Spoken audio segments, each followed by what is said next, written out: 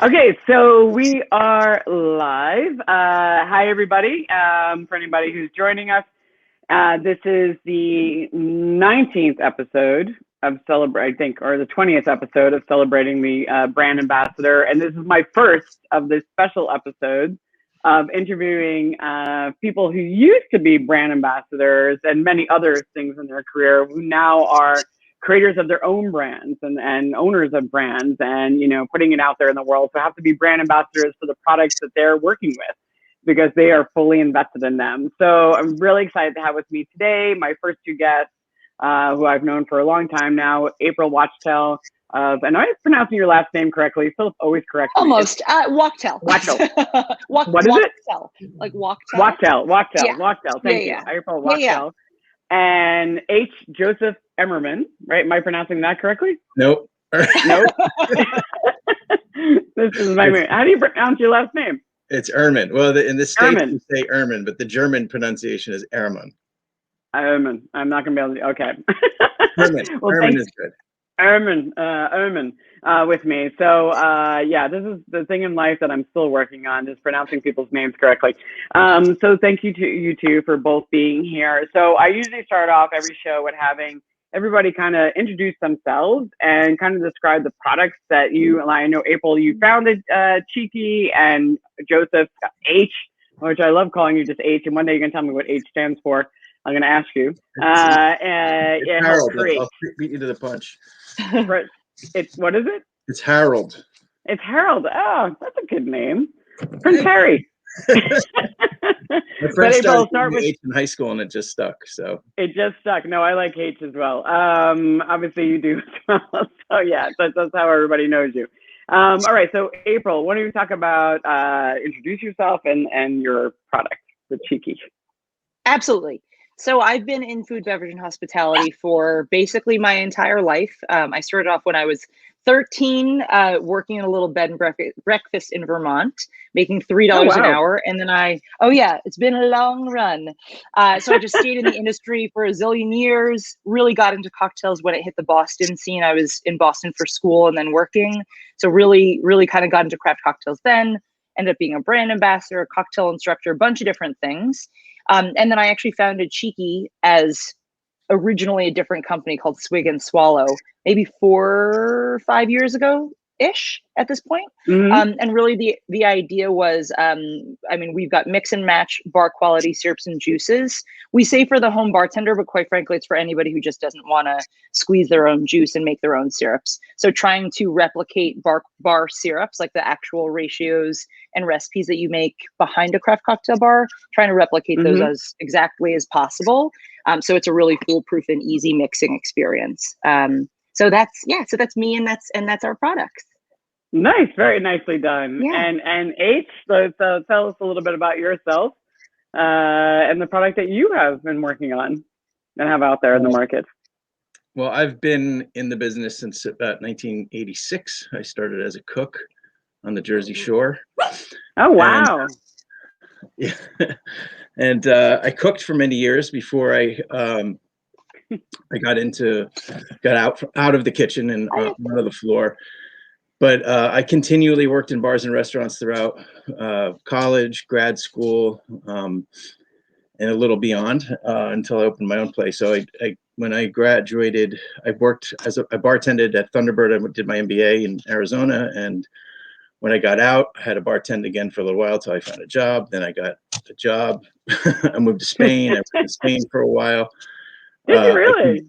I lived in Madrid for a couple of years. I worked in a PR agency, learned all about PR, and came back and got into software at the end of the .com boom, just in time for everybody to lose their jobs. So I didn't make any money at it and joined the ranks of those who lost their job, but only after I had been recruited to Silicon Valley, moved to California. And at that point, I actually started a small soup company with a high school buddy of mine called Heartland Soups. And it was a fresh refrigerated soup, all natural, low sodium, low fat, all that kind of good stuff that you could buy in the refrigerator section, which was very unique at the time. There weren't people that looked for soup in the refrigerator. It was all shelf stable. And so that was a very similar experience, a good basis for what we do with Fresh Victor and understanding refrigerated products. But that wasn't working out, so I decided to open a bar.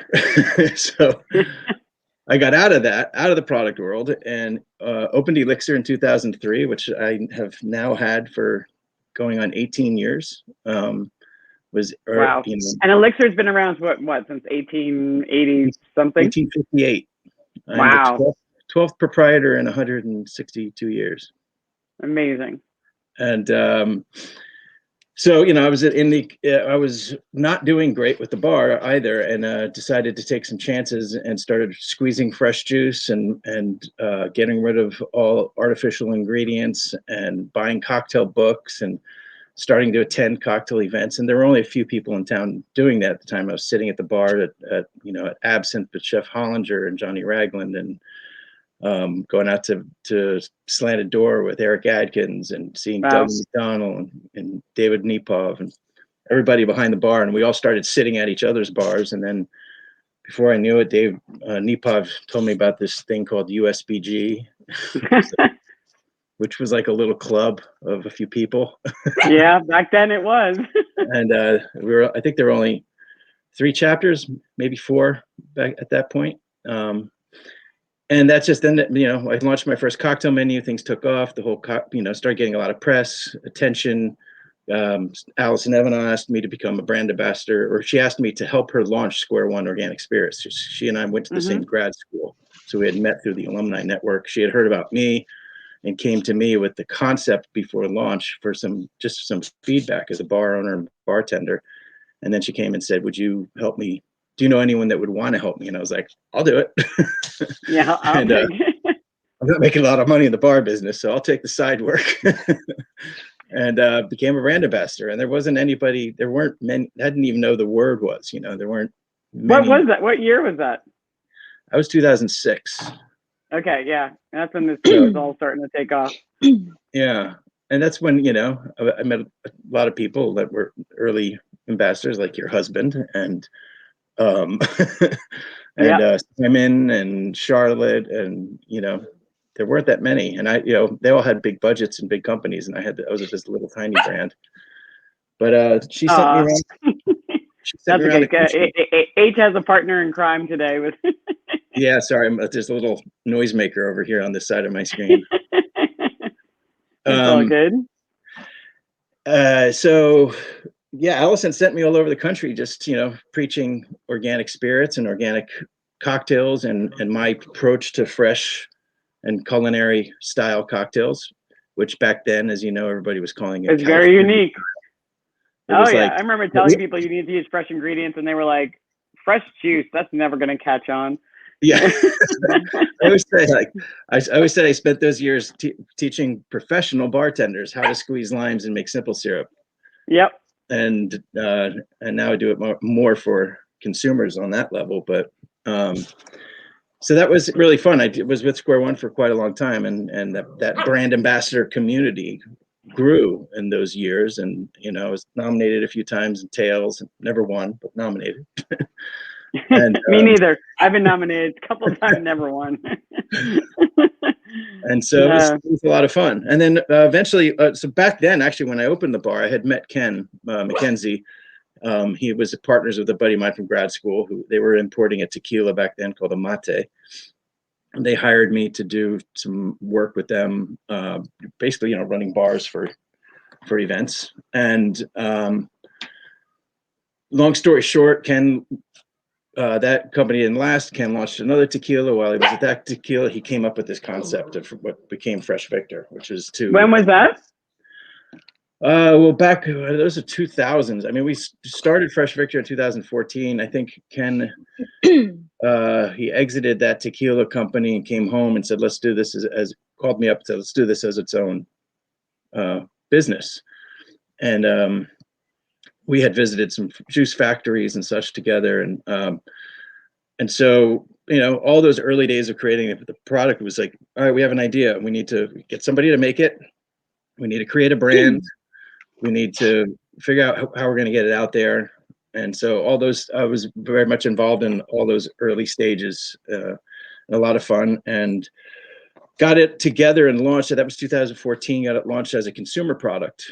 And well, we're gonna stop. I'm gonna stop you right there because I want to talk about that, because like each brand has an inspiration, right? So like there's an inspiration to like why you created the brand and like what you were thinking when you first like launched it. And April, I know you first started with Swig and Swallow, and you had a specific target, and then you've now morphed it into cheeky cocktail. So let's talk about like April. Let's stop you. Like, what was your, and then April finished your story. It's like, what was your inspiration for creating Swig and Swallow when you first? And then Donald, we're definitely going to answer your question. We're going to get through this first, and then we'll talk about the awards. Yeah. So April, yeah. So what was your inspiration for creating Swig and Swallow? So it was two things. So I was teaching cocktail classes for 5 years at six different schools. I always get confused. It's 6 different schools or 5 years. Either way, a bunch of schools in New York. And Elaine, you and I had connected about this years ago, but a bunch of different schools in New York, Astor Center, Haven's Kitchen, Murray's Cheese, Institute of Culinary Education, Audrey Claire Cook in Philadelphia. So I was teaching all these classes to consumers, and I realized that these consumers who were very, intelligent, well-educated individuals would come into the classes and feel really overwhelmed and feel like less than, like they didn't feel qualified to make cocktails as well as people in the craft cocktail world. And so that was that first insight where I was just like, why is this so intimidating to them? And how do you make cocktail education really simple and accessible to somebody, even if they've had zero training? So that was kind of that first thing, is like, how do you take the really broad, deep world of cocktails and make it simple? The second was, at the time, I was a brand ambassador for Bacardi. I was the New York-based ambassador for the rum portfolio, and then helped out launching Facundo as well. And in that context, and H can attest to this, obviously, Elaine, you can attest to this as well, but brand ambassadors were, and I believe in a lot of capacities still, are responsible for ensuring that at larger events, the craft cocktails are scaled appropriately and you're able to serve them to the crowd. Yeah. These two things we know don't mix perfectly well is like craft cocktail and high volume. We all know this. And so I encountered that problem as an ambassador, being like, where am I going to source my fresh lime juice from? How are we going to get gallons and gallons and gallons of simple syrup or agave syrup or 2-to-1 honey syrup or anything like that? And so those two insights were like, how do I make this simple and relatively foolproof? I would have to say that what we had with Swig and Swallow, while it was a good idea, I don't think it was the right idea for us. And I don't think I necessarily need to deep dive into what it was, but the initial version of it, well, just because it gets complicated, but the initial version of it was cocktail batching and delivery, inclusive of garnishes for spirits companies and catering companies. And I remember that actually, because that was a big problem for me. It's like, I remember okay, we have an event coming. Who can batch, who can make all the juice that we need? And it started becoming more of a business for people. But yeah, back in the initial day. But yeah, I do remember that. Because that was a hardship. Like, it was like, I don't want to be juicing all that juice. We were doing it out of Elixir, out of the back room. All my ambassador friends would come to town and be like, how many gallons of sour do you need? Sure, we'll make it. Yeah, it was a big business. And it's honestly, it's still a problem, right? And you think about all of the people that we know within the spirits world, some who are, very accomplished craft cocktail bartenders, some who are very high volume people, some who are brand managers or event managers who've never had to deal with the liquid side of things. And so even sourcing the ingredients, let alone finding the proper batching containers, measuring them appropriately, and then, then funneling them back into bottles, throwing in speed pours, like it's just a big complex mess. So that was the original idea. And basically what Cheeky is now has evolved from that initial problem set. So the initial target really was that at-home consumer and the event professional who is looking to provide a high quality experience for their attendees. And that, quite frankly, is in many ways still who our clientele is. But I think it's broader because, again, with our lemon and lime juice, it's 100% juice. It's really easily understandable to the mass consumer. So even though that's kind of still our target, I really think that it's like whoever wants to buy, we're happy to sell it to. Right. That makes sense. And H, for you, what was the goal for the Fresh Victor, getting out there? You started talking about it, like, the idea behind it and who you were targeting. It was very much like April was saying, it was consumer oriented. It was the idea that people needed to, Ken had this idea as he was developing a tequila company in Texas and seeing, just seeing the amount of margaritas they were selling, and that people didn't know how to make good margaritas and needed something really solid. And I had the same experience as April. I had started the Boothby Center in San Francisco in 2009, which was an education center that I built out. And it's all really comes back to that education. Like April, I was teaching lots of consumer cocktail classes, which was born out of the fact that I signed this lease with Doug and McDonald and Jeff Hollinger, and it was a super expensive lease around the corner from the Twitter building before Twitter was anything. And then all of a sudden, Twitter is something, and we had this 5-year lease, and Jeff went off and opened Comstock Saloon, and Duggan launched his Pisco, and I was stuck there managing this thing. And I found, and we did it as a nonprofit. We created this nonprofit to run San Francisco Cocktail Week, which we had founded in 2007. And we had started making some money with it.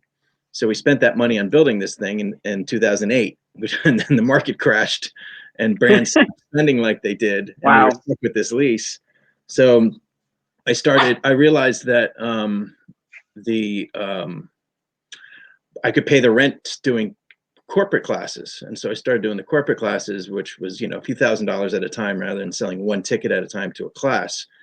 But either way, I was teaching consumers, and I was making those same realizations that people, even when they love to learn the lesson of how to make a sour and how to make a 3, 4, or 5 ingredient cocktail, but they still, after they learn it, they still want it to be easier. Right. And so that's the genius of products like ours is, high quality, designed by bartenders who know what they're doing, and good palettes and high quality ingredients. And then for the consumer, it's just open a bottle and pour. And, and it really never existed before. And you look back to the days of like powdered sour mix from the mid 20th century. And then that giant jug of Sour X, what was it? Sour, Holland. All the bars had, that stuff was disgusting, whatever it was called. It was like a greenish yellow liquid that used to be sold. Neon, yeah. So, it was initially that for the consumers. We were in a 32-ounce bottle. Everything mixes 2 to 1. And, Ken was out doing tastings at supermarkets every day. And that's a bite in the ass, It is. And then we saw the grocery market going downhill and chains closing, and people moving to online ordering and stuff. And so we actually started focusing on realizing that there was an opportunity to provide these same kinds of levels of efficiency to a vast amount of bars and restaurants that need that same kind of help, because they don't have either just the bartenders that can make complex drinks, or there's a lack of consistency from unit to unit in national accounts, lack of consistency in product when it's, seasonality of product. Limes are good at parts of the years and bad at other parts of the year, and price fluctuations and spoilage, and all these are business concerns for operators. So we launched this entire other focus on-premise operators selling our stuff in bulk, and started building accounts that way, and to the point where we finally said, groceries going downhill, let's kill consumer and focus on on-premise. And that's when I came back involved with the company in 2018 and started using my network and focusing on on-premise stuff. Oh, wow. We killed that, and we went back to consumer, and now we have both. now you have both, which makes sense, especially in this current market. It's like some people just don't want to do all that work and that extra work, or hiring people come in and do it. And if you could have a consistent product that's reasonably priced, why not? So that makes a lot of sense. And I definitely understand with the consumer mindset, because I think of myself as somebody, like when it comes to cooking, I'm so lazy. I'm like so ridiculously lazy, and I've taken cooking classes and I love them, but at the same time, I just want to get the kit and just have everything there, and I just throw it all together, and it takes me 15 minutes and I'm good. I don't want to do all the extra work. Cocktails, I don't mind doing the extra work, but for me, cooking is that. So that makes a lot of sense to me. That totally happened to me in the pandemic. Like I literally began drinking the Kool-Aid, because like a lot of career bar people, I don't really drink much at home. I don't, I I have a killer home bar, beautiful antique Victorian, antique silver tools and everything. When I drink, I have a nice dram of whiskey. I don't make cocktails. Right. And then all of a sudden I'm locked in the house and we're launching this consumer product, and I've got to have the product in my house. So I really started using it, and I had to like create recipes so that we had marketing content and recipes to share with people. And so I really started using it. And then it was exactly the thing. All of a sudden I realized, like, you know, we're having dinner and I'm not working. I'm like, I'm gonna have a margarita with dinner. Boom, boom. Yeah. This is great. There you go. And I was like, wow, our product is awesome. You became the ambassador for your own product, and that's where your love came around. All right, so let's answer Donald's question. So hi, Donald. The craft spirit judge, taster, what advice do you give suppliers, brand ambassadors regarding spirit competitions and awards? I mean, on my personal one, I say enter them, but enter the right one. Making sure that the judges are legit. Like if you look through the judges list and you've never heard of these people, and is it getting, are those awards that you're getting, you know, where do they advertise them? Like, is it going to help you sell your product? I always advise my clients that there's definitely, you know, enter cocktail competition. I mean, enter product competitions, because awards do sell for the regular consumer who's walking into a liquor store. You know, if they don't know anything and there's like 20 whiskeys and the one that has the award might just, but that's, you know, might push them over, be like, all right, well, somebody else thinks this is good. What's your thoughts? Yeah, I agree. I mean, and that's that same kind of thing. Say that, what does it cost? 500, 600 on the high end to enter a bottle. Mm-hmm. You know, if you get, you know, what, 20 people across the country see that, you've covered your cost. Yeah. Yeah. Agreed. You know, it's worth it. But it is, right. Like, I think that, you know, there are so many competitions now. So that is definitely a little bit of a bear for people to decide which ones to enter. Like you said, I think it comes down to the judges and really how good of a business that competition is. How well did they develop their brand? How good looking are their medals? What does their brand look like? Does the name of the competition mean anything to anyone who just hears it? All of those things are like, you know, whether or not they have any value.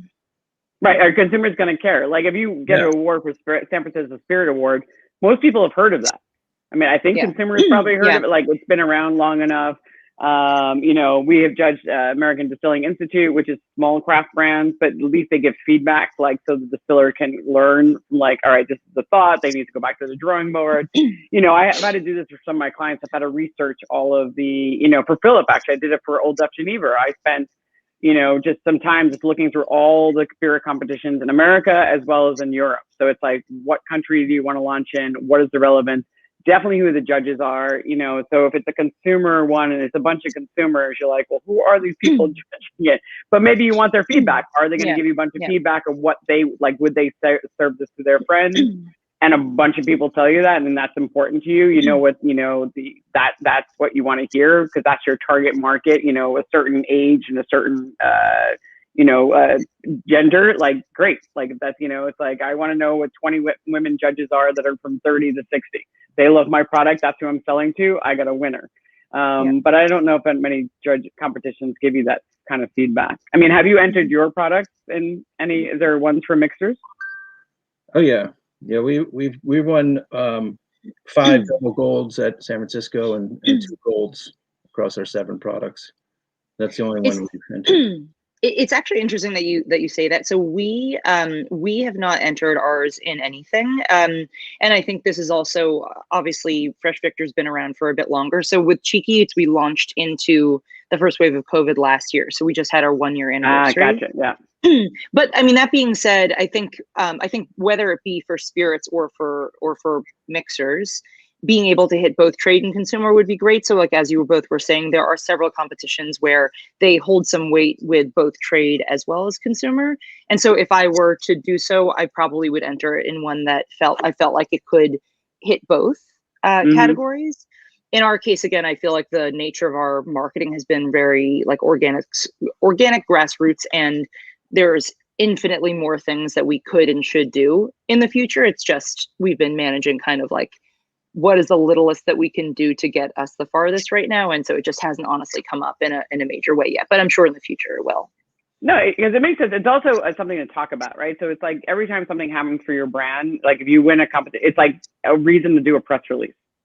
You know, it's a reason to put something out there into the world. Anthony, I'm not sure I understand your comment. In every competition, don't use products outside the brand portfolio.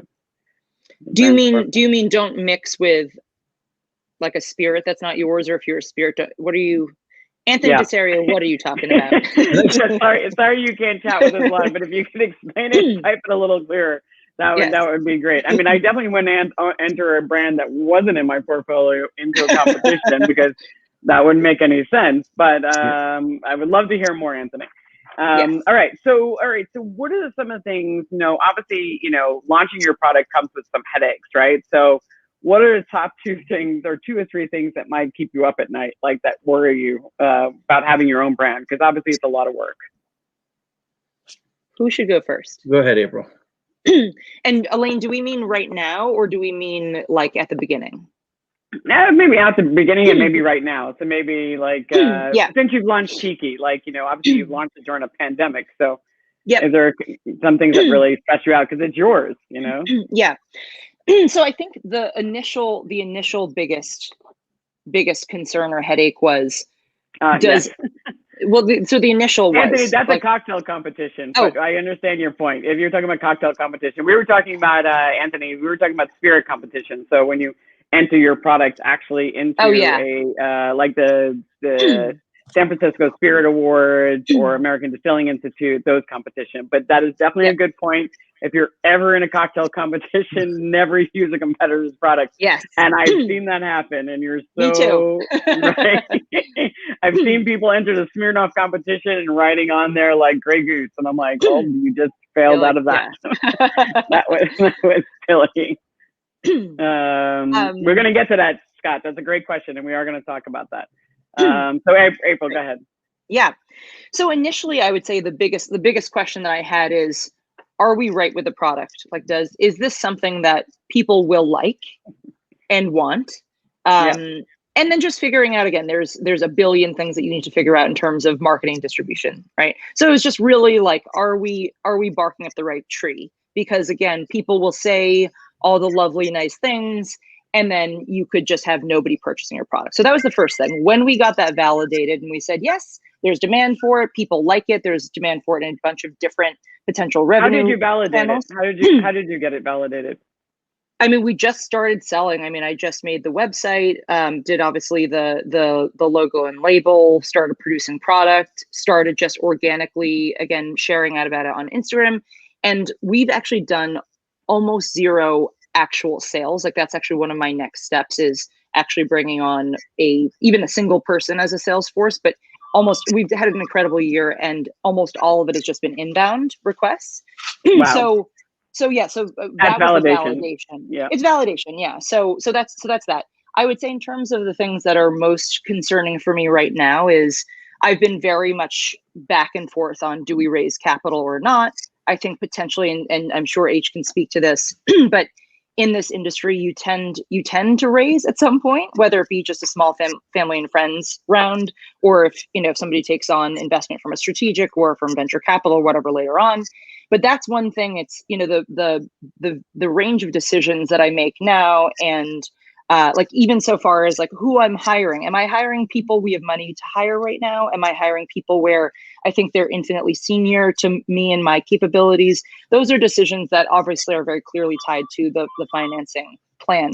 So that's a really big one.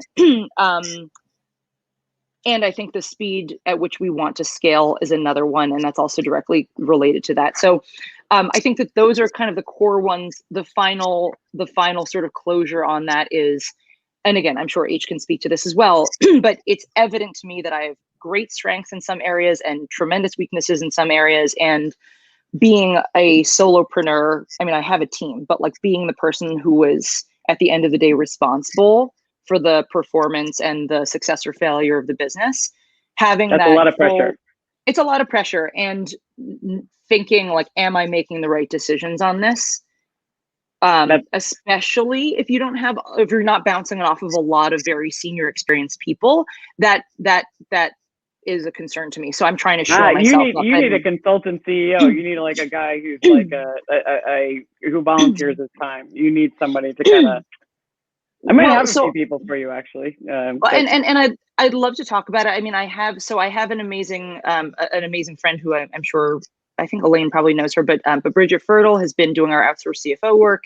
I have a lot of allies, as you can imagine, both in this space, but like broadly in CPG, who've been helping out. But I do think I need like an advisory group where it's like multiple people who I'm constantly pressure testing ideas with, just because I think it's like, it is the way that you come to a better, more solid thought process. So anyway, I'll stop talking, but that's no. I think that was great. Those are three really legit worries. And I know HR situation is different, and Anthony will definitely get to that question, which is, I know you are the chief mixologist and help create it. So you're not the founder, but I know, so what are your worries like about the product? Like, do you have you're financially involved in the product as well? Yeah, I mean, it's nice because like I see what April's saying about like her position. I have that position. I have that position at Elixir, right? That's my baby. That's like, especially given the last year, I have to bring that back. I have to rebuild it. I have to make a lot of decisions on how I'm going to do that.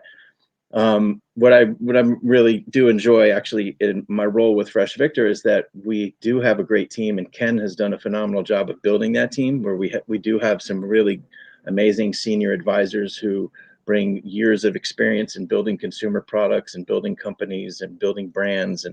And so there's a lot of stuff whereas I've, built my own companies and done all this, I've never built a product company before. And so the amount of stuff that I learn on a daily basis is amazing, and the people that I work with. So I love that growing environment that I'm in now, because I got to a point with my bar going into being in my 18th year, where I don't have a team. I mean, I have an amazing team of my team in the bar, but I don't have like a management team and a whole lot of advisors and stuff. So I make all those decisions on my own. And I talk to people about how to improve things in the bar business. I'm like, it's been almost 20 years since I've worked in another bar or restaurant. So you learn. I worked in 18 different bars and restaurants before I opened my own. So I learned a lot from a lot of other people. But then it just stopped, and then you learn from yourself.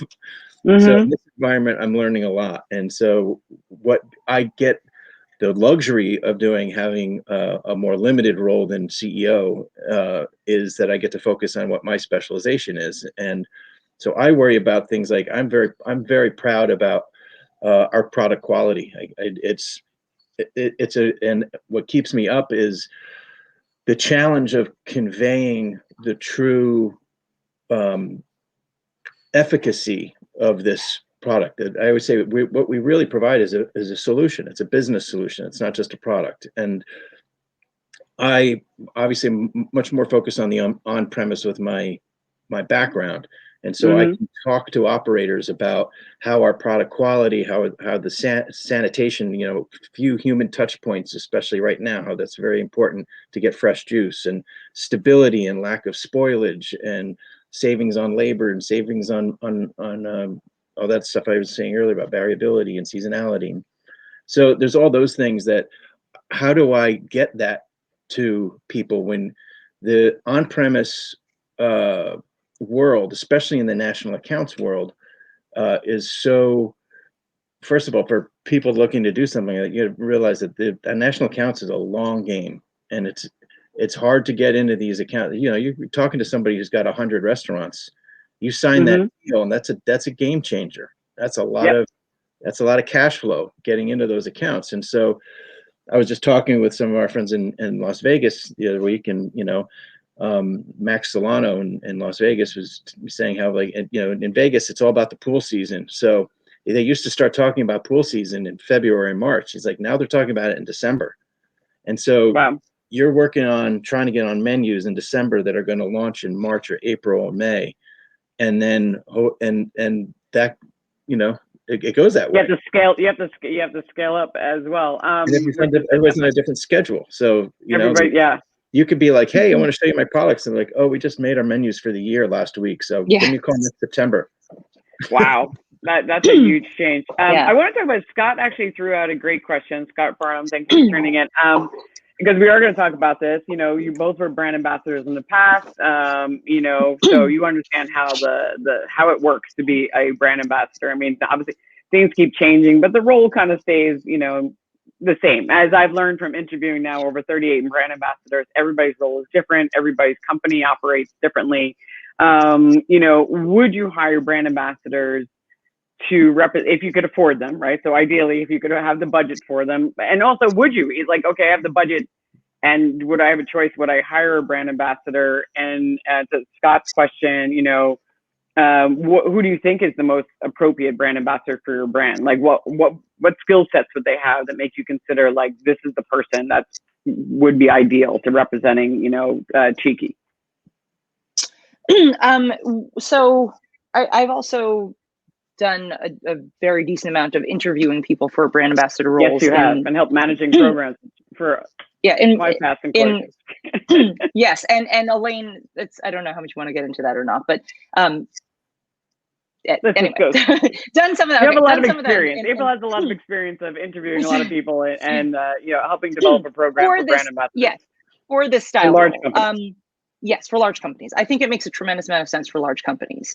For a very small, scrappy company like myself, and again, I think this is an interesting thing for like entrepreneurs in general, but if you start small and you start scrappy, I feel like there's some point at which you transition out of that super scrappy mentality. And I'm actually a little bit worried, to be honest, of that moment when we get like millions of dollars in the bank and we're just like, doesn't matter, you know, like we've got money to spare. Because I think there's a tremendous amount of benefit that comes with having that really scrappy mentality of like, this dollar or this penny has to work for me.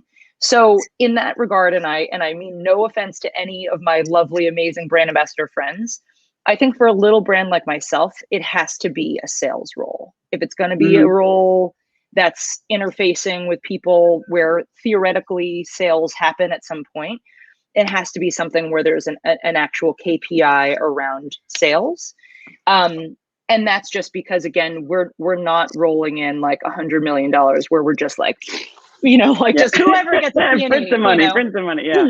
Exactly. That being said, I think if, you know, for other brands where, again, perhaps there's like a very high profile individual who can connect with and really influence the thought leadership within a space, I still totally endorse that. I think just for us, probably not anytime soon, but that being said, as I had mentioned earlier, we are looking to kind of bring in our first sales role in the near future. Would they be a mixologist as well? Like somebody who has that skill set, since you are a mixer, like yes. skill set wise, because you are a mixer, like what would the skill sets would you look for? So they have to know sales. Yeah. So I think from my perspective, I'd want them to have background in the cocktail world. They need to be able to sort of softly educate and make people feel like the consumer is the expert, right? It's like we want to empower and support any of our clients or you know, potential clients in feeling like they fully understand how to use our product. So there's that. I'd want them to be incredibly responsive. Elaine, you and I talked about this in terms of like what we look for in brand ambassadors, and being responsive, being organized, understanding etiquette for email, you know, understanding how to present yourself, whether in person or on a Zoom meeting, how to handle a client like objections, for example. These sort of elements of professionalism, those are non-negotiables for me, because we don't take ourselves too seriously, but we take delivering excellent customer service seriously.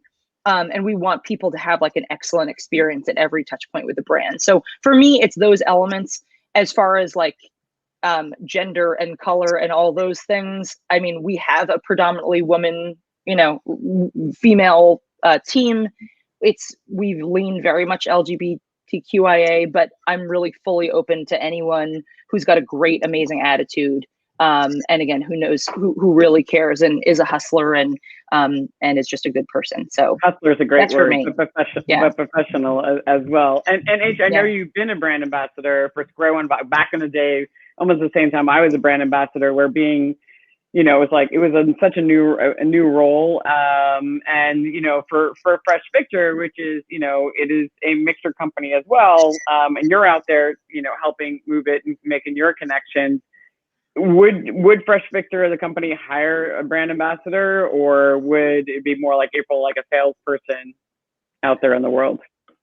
I think a key component to being, the word brand ambassador, where that a lot of where that it evolved to is really became very much a sales role, right? For back when I was doing it, you were doing it, that we were more influencers, which was not back then. But it wasn't about, like, I didn't go to, I went to markets to do, we did our share of work with, right? Getting somebody's car and go hit 5 or 10 accounts in a day and just tell them about the brand and tell them all about it. But ultimately, I didn't have KPIs. I didn't have I wasn't responsible for managing accounts and getting reorders and all of that. And I specifically didn't want that, because I did sales and software. And when doing enterprise sales and software with 9 to 15 month sales cycles, when you're in sales, you have to be managing every part of the cycle at all times, getting new customers, closing deals, working them through. If you're not doing that efficiently, you're not a good salesperson. And so, because the deals have to roll. Yep. I don't like doing that personally. You have to know how you like to work and what you're good at, what you're not good at. I am a consummate networker, and I have a vast network around the world in our industry. I've built a name for myself. And so I think that I'm essentially the brand ambassador for Fresh Victor now. And my role is very much similar to what I did with Square One, and what I still do with the BNIC. I'm a cognac educator. I used to work for WERSPA as a rum educator and representing the Caribbean rum category. So I still work in cognac. I'm still representing the brand of cognac in my education and all that. And it's all about, to me, education. Like we have a very unique product in that, this is the small size, but it's people think it's just juice, and I have to tell them that, it's not juice, it's a mixer. And so even just that alone is a little bit of education. I've got to let them know what this is and how to use it. And that goes for consumers as much as it does on premise. And so we need that in a brand ambassador role. You need to be able to, like April said, have an understanding of mixology and culinary concepts. And with us having both an on-premise channel and a consumer channel, they're like completely two different businesses. I have to influence both and understand what the consumer needs are and what the on-premise needs are, and convey to them these messages of why should you buy us? The why is the big thing. And until they understand that, they're not going to buy. No, the why is everything. You have to define your why in order to sell any single product, because that's the conversation you're going to have over and over and over again. Because they're like, why do I need this? Like, I could press this myself. I could do all these things. I can have the combinations. I can put together agave syrup and lime juice. Why do I need yours? Like, and it is hard. Defining that's probably one of the hardest things you have to do as an entrepreneur, and to be able to. But it's so important. And I think we could expand. I would love to be able to get to the point where I could build a team of brand ambassadors. Right now, we're at the point where we're looking to build a team of salespeople. And what I can do with the salespeople is help them bridge the gap. So they need to be good at sales. They need to be able to, like I said, run that cycle and keep the sales going.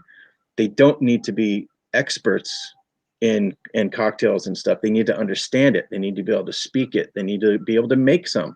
I can teach them all of that. I always tell people, as with my bartenders, and you've heard, I can teach a monkey to bartend, but I can't teach an asshole to be a nice person.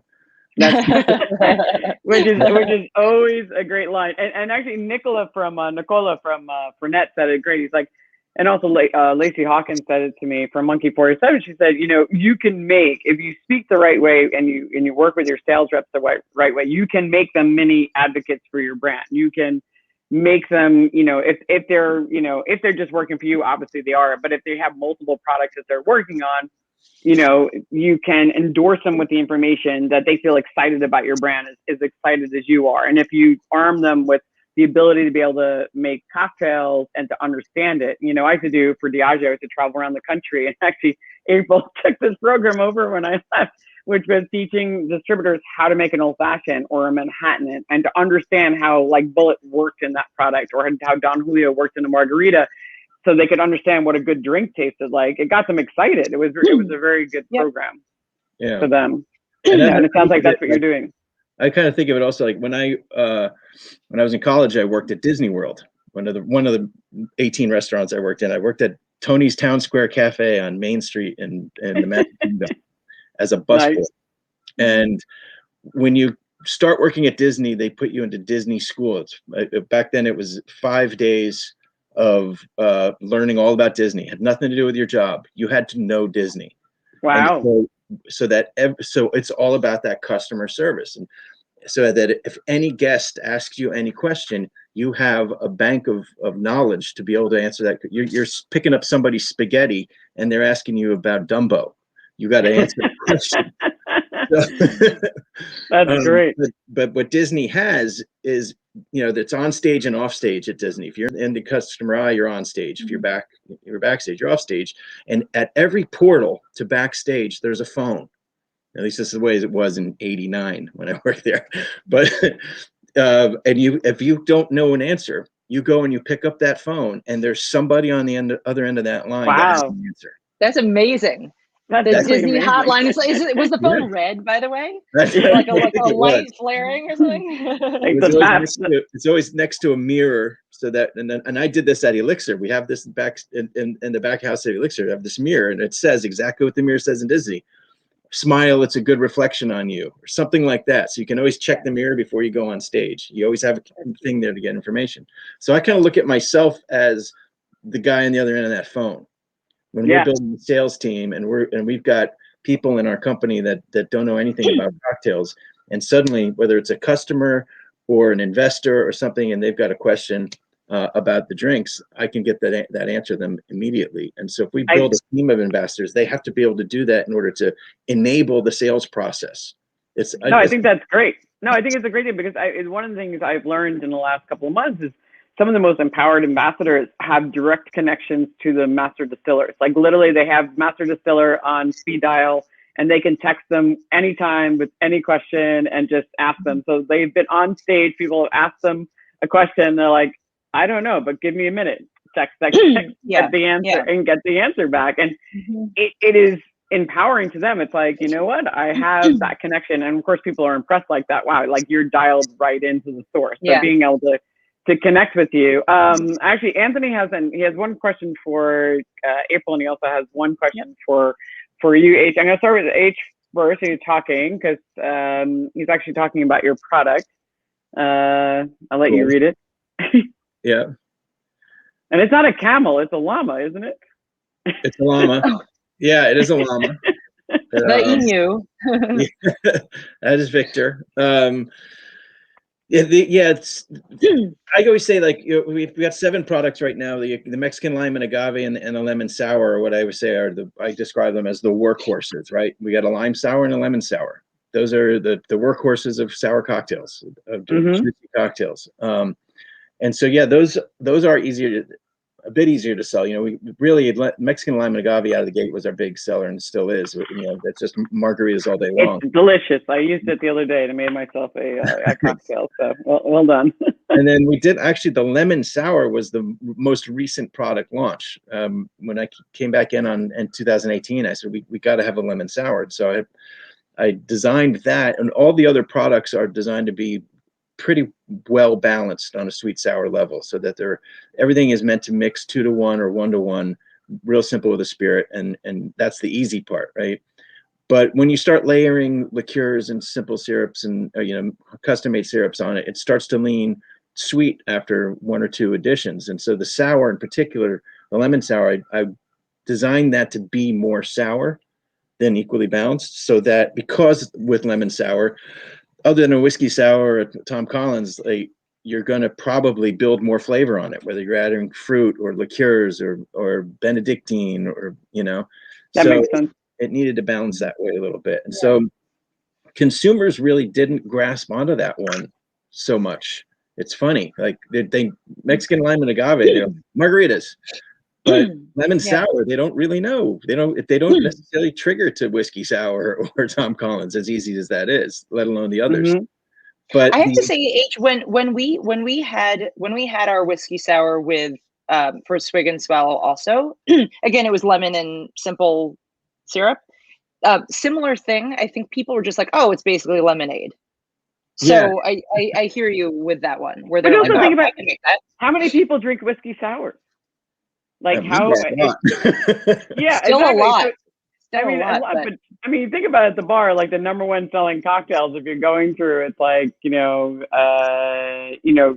and I were talking about, because he wants to make a canned Collins, and I'm like, who orders Collins? Like, most bar people, it's not a very popular drink. I was like, if you call it a lemonade, like a Geneva lemon, that would make sense. People understand lemonade, but people don't like Collins. Are like, oh, that's what my grandpa drank back in the day. I mean, it's a great cocktail. I drink a Collins.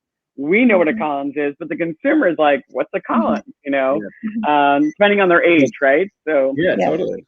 So those other 5 flavors that we have are the unique ones that he's referring to. Pineapple and ginger. You got pineapple and ginger, jalapeno lime, cucumber lime, 3 citrus and mint, and cactus pear and pomegranate.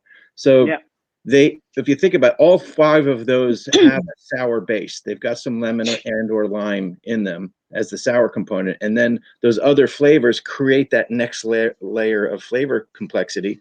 And those are the things that consumers do grab hold of, because of either they look at pineapple and ginger and like, I love ginger, or I love pineapple, or pineapple and ginger, that sounds great together, or jalapeno lime. That, as I always said, in cocktails, heat and smoke are very divisive. You either love them or hate them, and if you're in the middle, there's got to be just the right balance.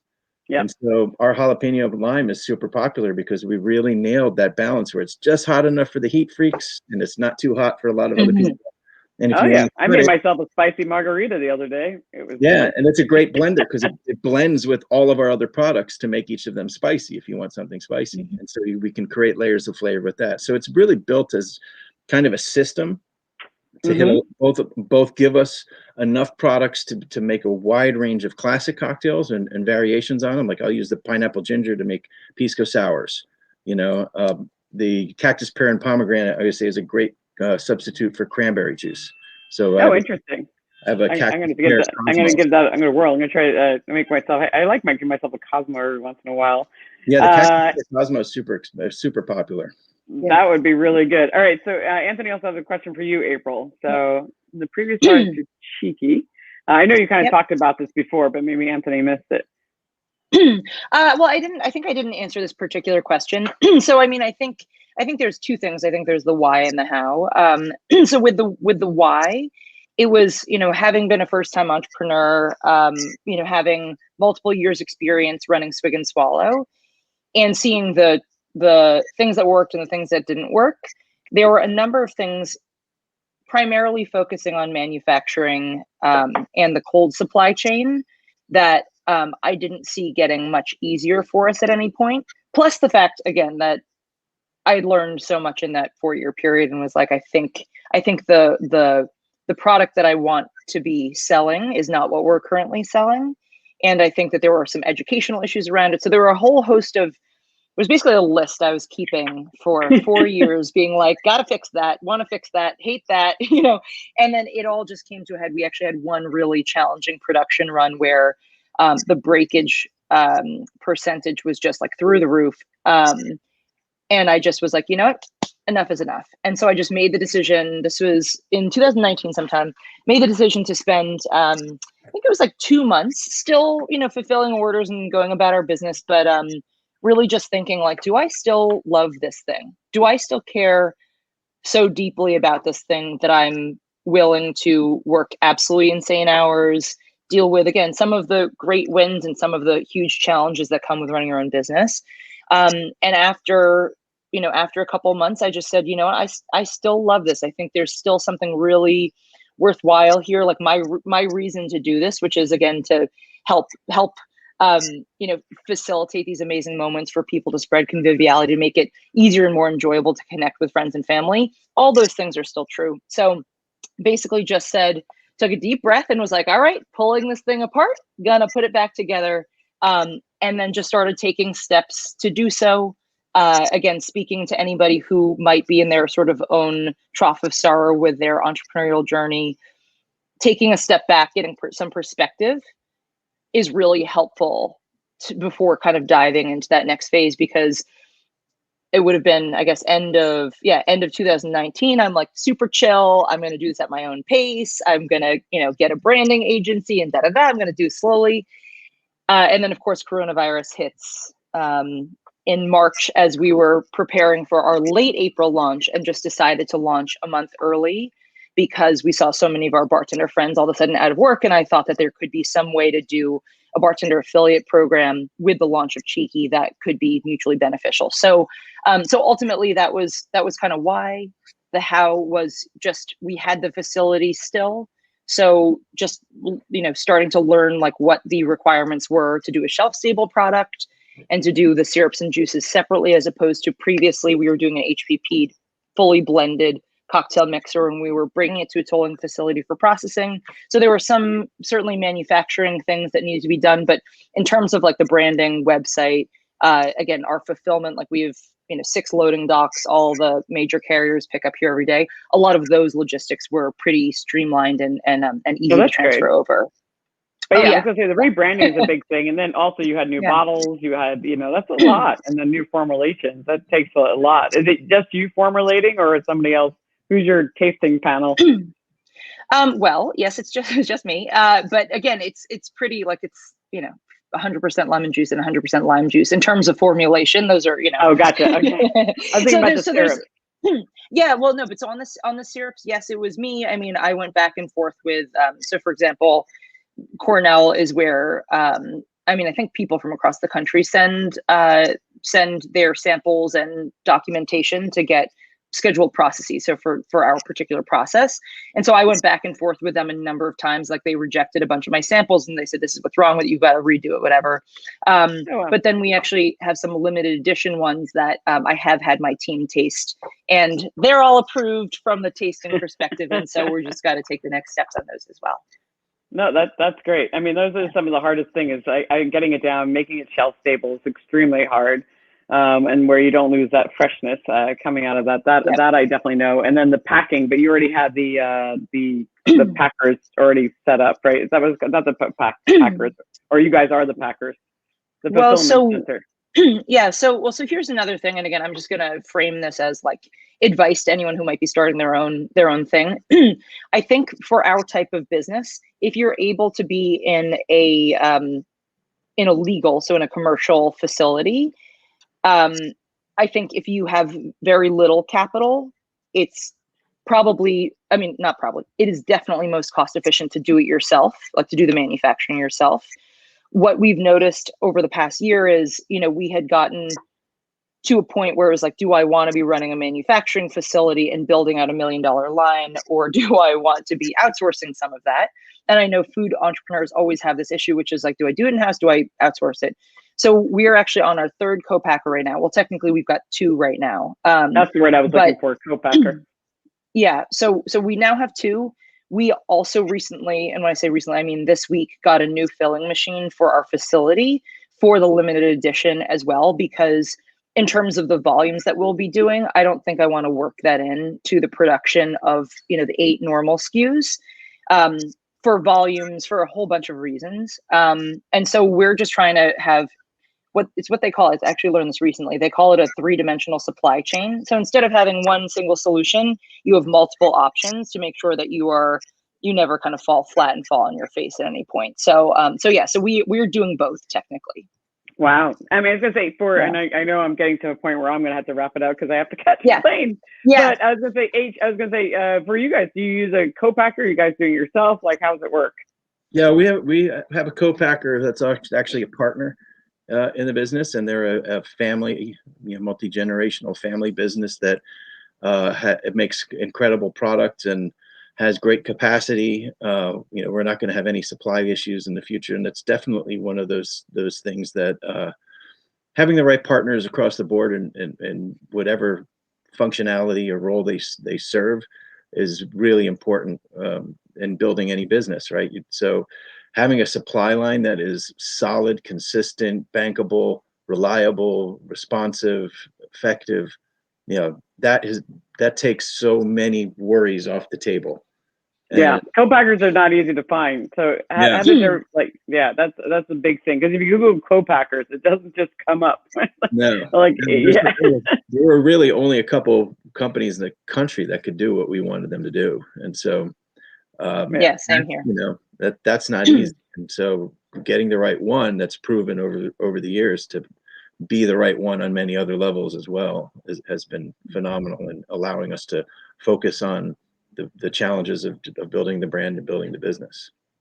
No, that's fantastic. Anthony, I don't know if we have time but we can answer. I was going to say, because I have to run and catch a plane, but I think this is for both of you. It's RTD. Can you have friends? That's a good question, actually. Does anybody want to take that one?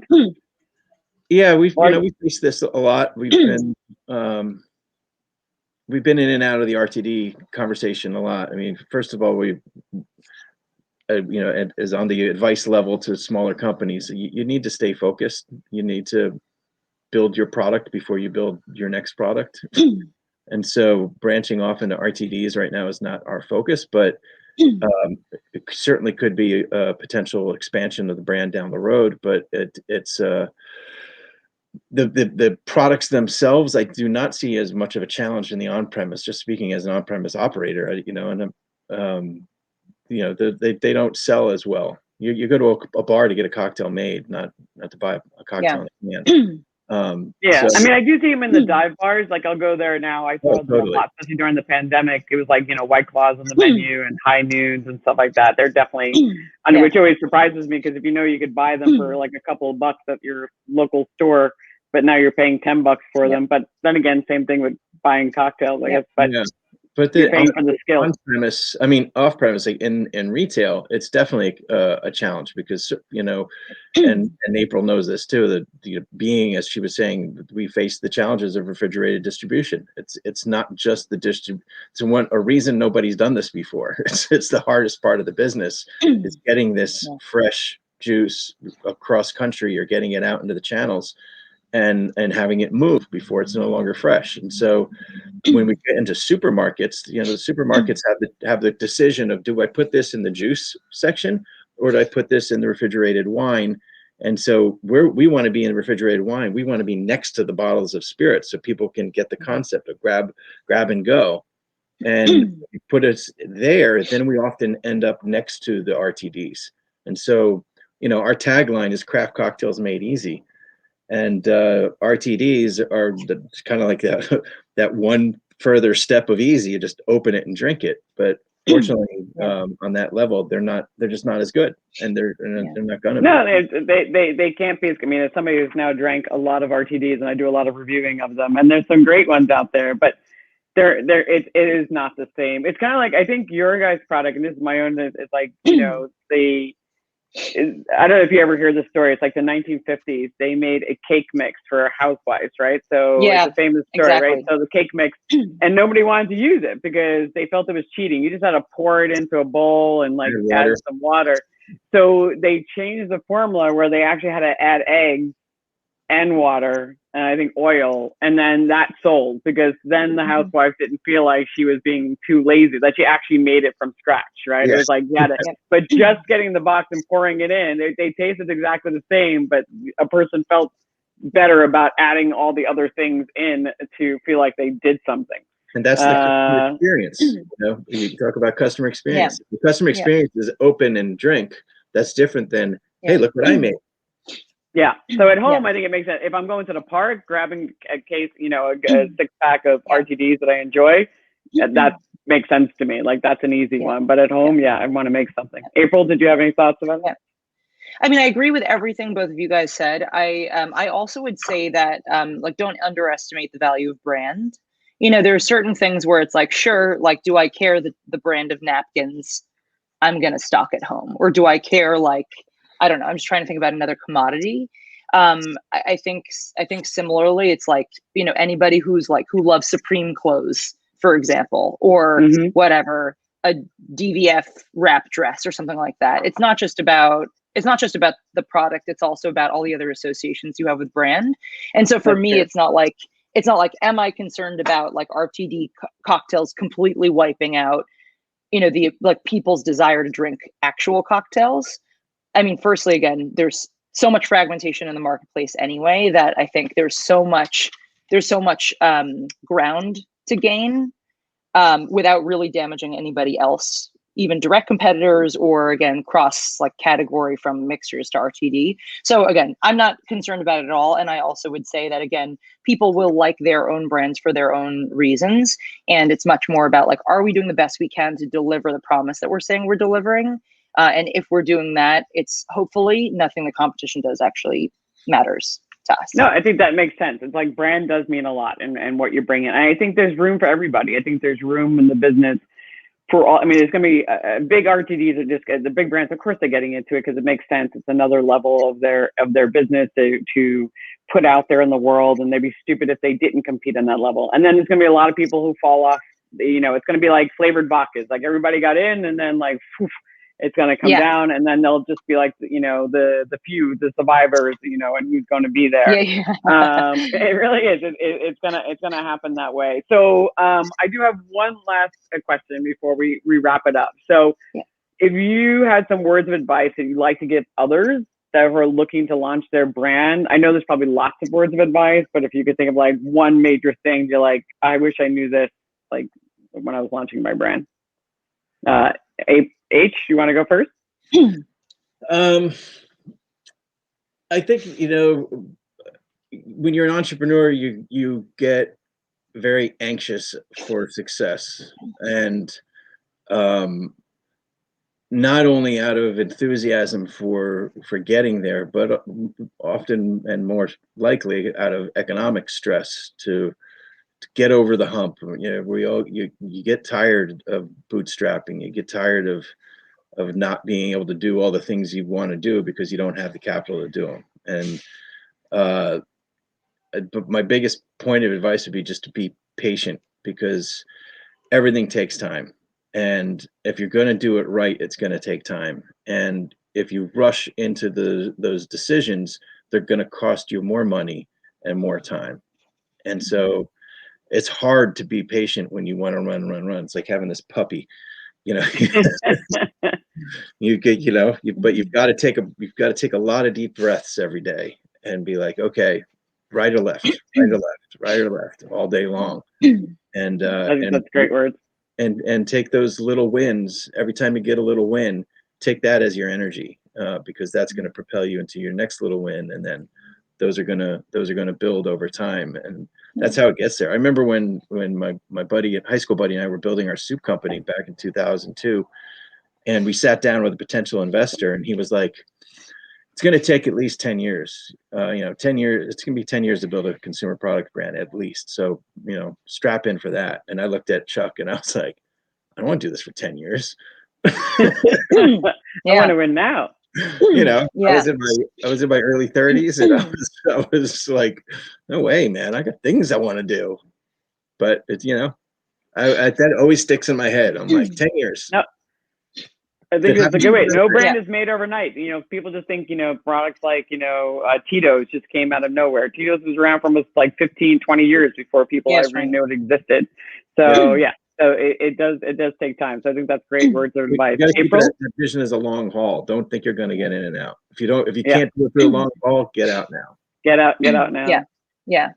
Yeah, I mean, I agree with that 100%. I definitely also was like, I can do it faster. And that proved to not be true.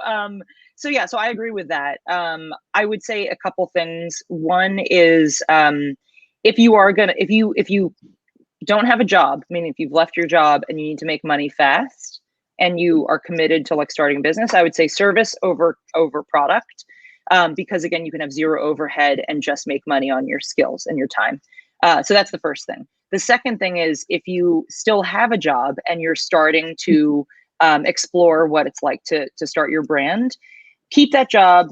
Unless you're, again, totally miserable, pulling your hair out, keep the job, because having that financial security, to H's point, is really, really comforting. It's really hard to do this without a job. And Elaine, I've never explicitly said this to you, but when Elaine pulled me in for the Diageo work when she had moved on, that honestly, the relationship that I then had with Inspire and still have with Inspire and Enthuse, it's honestly thanks to that I even have a business today, because that relationship enabled me to do the work that I really enjoyed doing in terms of consulting, and also allowed me to work on my business and evolving the business. So thank you.